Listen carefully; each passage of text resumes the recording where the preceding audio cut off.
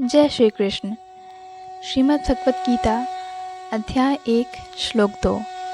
संजय उवाच दृष्ट्वा तु पाण्डवानीकं व्यूढं दुर्योधनस्तदा आचार्यमुपसंगम्य राजा वचनं ब्रवीत्।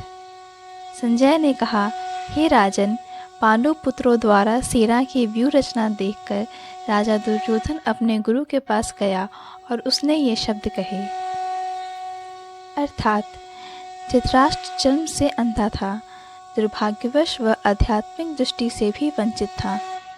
वह यह भी जानता था कि उसी के समान उसके पुत्र भी धर्म के मामले में अंधे हैं और उसे विश्वास था कि वे पांडवों के साथ कभी भी समझौता नहीं कर पाएंगे, क्योंकि पांचों पांडव जन्म से ही पवित्र थे।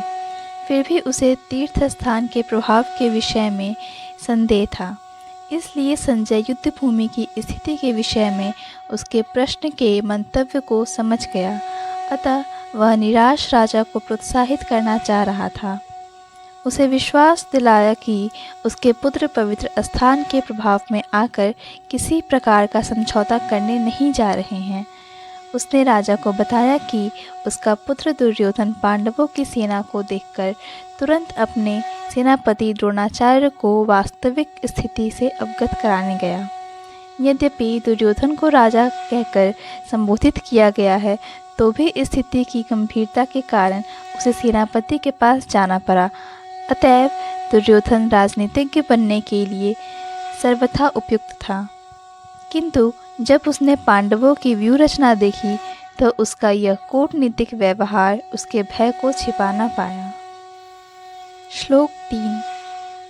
पश्यतां पाण्डुपुत्राणामाचार्य महतीं चमूं व्यूहां द्रुपदपुत्रेण तव शिष्येन धीमता। हे आचार्य, पांडु पुत्रों की विशाल सेना को देखें, जिसे आपके बुद्धिमान शिष्य द्रुपद के पुत्र ने इतने कौशल से व्यवस्थित किया है। अर्थात परम राजनीतिज्ञ दुर्योधन महान ब्राह्मण सेनापति द्रोणाचार्य के दोषों को इंगित करना चाहता था। अर्जुन की पत्नी द्रौपदी के पिता राजा द्रुपद के साथ द्रोणाचार्य का कुछ राजनीतिक झगड़ा था। इस झगड़े के फलस्वरूप द्रुपद ने एक महान यज्ञ संपन्न किया, जिससे उसे एक ऐसा पुत्र प्राप्त होने का वरदान मिला जो द्रोणाचार्य का वध कर सके।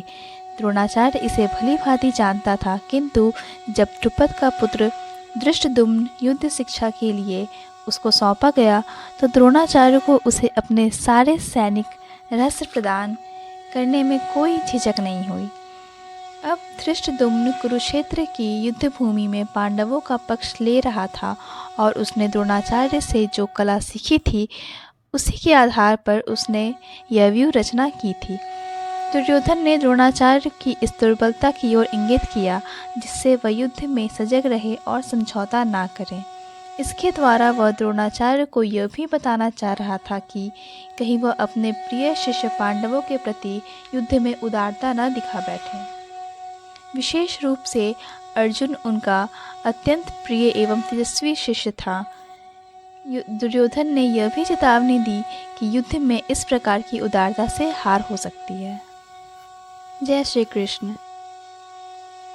पूर्ण भगवत गीता के श्लोकों को सुनने और समझने के लिए कृपया हमें सब्सक्राइब करें।